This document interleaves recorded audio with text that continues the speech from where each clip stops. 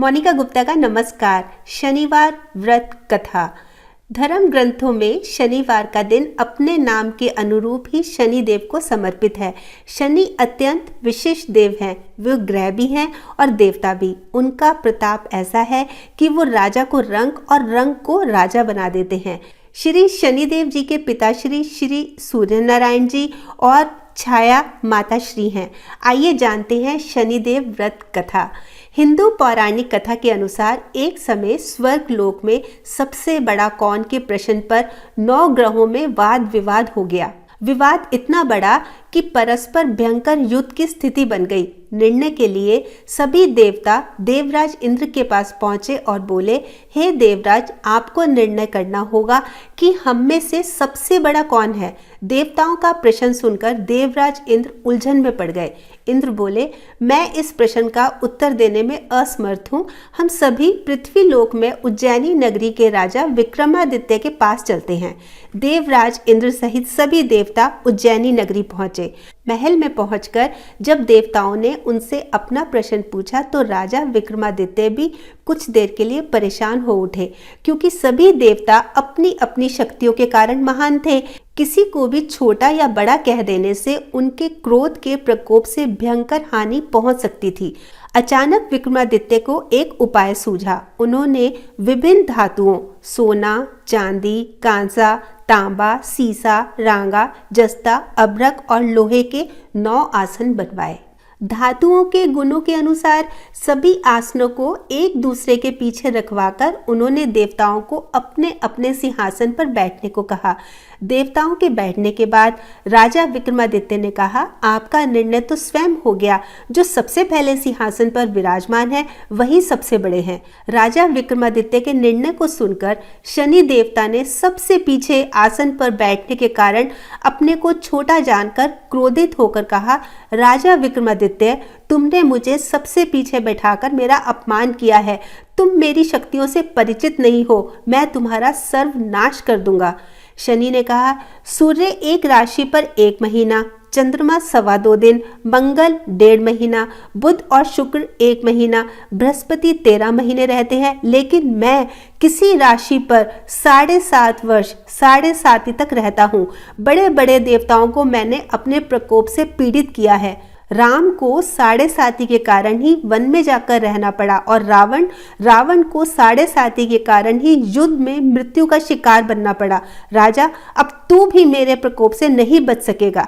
इसके बाद अन्य ग्रहों के देवता तो प्रसन्नता के साथ वहां से चले गए, परंतु शनि देव क्रोध के साथ वहां से विदा हुए। राजा विक्रमादित्य पहले की तरह ही न्याय करते रहे। उनके राज्य में सभी स्त्री पुरुष बहुत आनंद से जीवन यापन कर रहे थे। कुछ दिन ऐसे ही बीत गए। उधर शनि देवता अपने अपमान को भूले नहीं थे। विक्रमादित्य से बदला लेने के लिए एक दिन शनि देव ने घोड़े के व्यापारी का रूप धारण किया और बहुत से घोड़ों के साथ उज्जैनी नगरी पहुंचे। राजा विक्रमादित्य ने राज्य में किसी घोड़े के व्यापारी के आने का समाचार सुना तो अपने अश्वपाल को कुछ घोड़े खरीदने के लिए भेजा। घोड़े बहुत कीमती थे। अश्वपाल ने वापस लौटकर इस संबंध में बताया तो राजा विक्रमादित्य ने स्वयं आकर एक सुंदर और शक्तिशाली घोड़े को पसंद किया।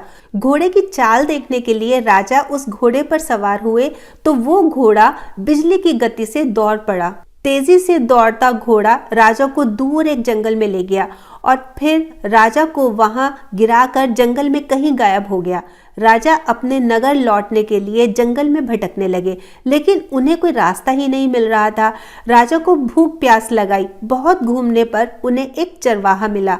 राजा ने उससे पानी मांगा। पानी पीकर राजा ने उस चरवाहे को अपनी अंगूठी दी। फिर उससे रास्ता पूछकर वो जंगल से निकलकर पास के नगर में पहुंचे। राजा ने एक सेठ की दुकान पर बैठकर कुछ देर आराम किया। उस सेठ ने राजा से बातचीत की तो राजा ने बताया कि मैं उज्जैनी नगरी से आया हूँ। राजा के कुछ देर दुकान पर बैठने से सेठ जी की बहुत बिक्री हुई। सेठ ने राजा को बहुत भाग्यवान समझा और खुश होकर उन्हें अपने घर भोजन के लिए ले गए। सेठ के घर में सोने का एक हार खूंटी पर लटका हुआ था। राजा को उस कमरे में छोड़कर सेठ कुछ देर के लिए बाहर चले गए।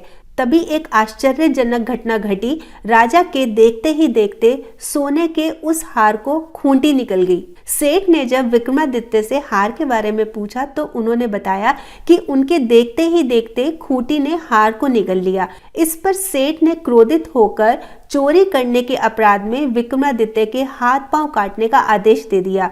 राजा विक्रमादित्य के हाथ पांव काटकर उन्हें नगर की सड़क पर छोड़ दिया गया। कुछ दिन बाद एक तेली उन्हें उठाकर अपने घर ले गया और उन्हें अपने कोहलू पर बिठा दिया। राजा आवाज देकर बैलों को हाँकता रहता। इस तरह तेली का बैल चलता रहा और राजा को भोजन मिलता रहा। शनि के प्रकोप की 7.5 पूरी होने पर वर्षा ऋतु प्रारंभ हुई। राजा विक्रमादित्य एक रात मेघ मल्हार गा रहे थे। तभी नगर के राजा की लड़की राजकुमारी मोहिनी रथ पर सवार उस तेली के घर के पास से गुजरी। उसने मेघ मल्हार सुना तो उसे बहुत अच्छा लगा और दासी को भेजकर गाने वाले को बुला लाने को कहा। दासी ने लौटकर राजकुमारी को अपंग राजा के बारे में सब कुछ बता दिया। राजकुमारी उसके मेघ मल्हार से बहुत मोहित हुई, अतः उसने सब कुछ जानकर भी अपंग राजा से विवाह करने का निश्चय कर लिया। राजकुमारी ने अपने माता पिता से जब ये बात कही तो वो हैरान रह गए। रानी ने मोहिनी को समझाया, बेटी तेरे भाग्य में तो किसी राजा की रानी होना लिखा है, फिर तू अपंग से विवाह करके अपने पैरों पर कुल्हाड़ी क्यों मार रही है। राजकुमारी ने अपनी जिद नहीं छोड़ी। अपनी जिद पूरी कराने के लिए उसने भोजन करना छोड़ दिया और प्राण त्यागने का निश्चय कर लिया। आखिर राजा रानी को विवश होकर अपंग विक्रमादित्य से राजकुमारी का विवाह करना पड़ा। विवाह के बाद राजा विक्रमादित्य और राजकुमारी तेली के घर में रहने लगे। उसी रात स्वप्न में शनि देव ने राजा से कहा, राजा तुमने मेरा प्रकोप देख लिया, मैंने तुम्हें अपने अपमान का दंड दिया है। राजा ने शनि देव से क्षमा करने को कहा और प्रार्थना की, हे शनि देव आपने जितना दुख मुझे दिया है अन्य किसी को ना देना। शनि देव ने कुछ सोचकर कहा, राजा मैं तुम्हारी प्रार्थना स्वीकार करता हूँ।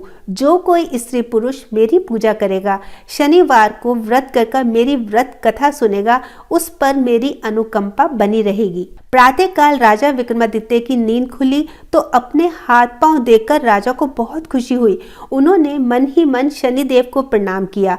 राजकुमारी भी राजा के हाथ पांव सही सलामत देखकर आश्चर्य में डूब गई। तब राजा विक्रमादित्य ने अपना परिचय देते हुए शनि देव के प्रकोप की सारी कहानी सुनाई। सेठ को जब इस बात का पता चला तो दौड़ता हुआ तेली के घर पहुंचा और राजा के चरणों में गिरकर क्षमा मांगने लगा। राजा ने उसे क्षमा कर दिया क्योंकि यह तो सब शनि देव के प्रकोप के कारण हुआ था।